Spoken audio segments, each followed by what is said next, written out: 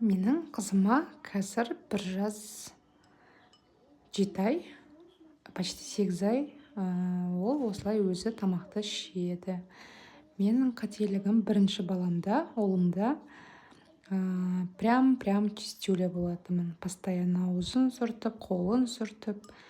Но соңында балам өзі тамақ ішуден бас тартып, көп тамақтарды талғайтын болды. Енді екінші баламда, қызымда бәрін өзіне қойып бердім. Ешқандай да қолына салфетка ұстатып, постоянно бетін сүрткізбеймін. Сондықтан ол тамақты әрине лақтырады, мыжады.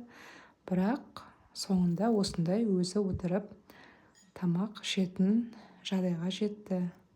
Сондықтан, мамочки, чистюля болмаймыз чересчур.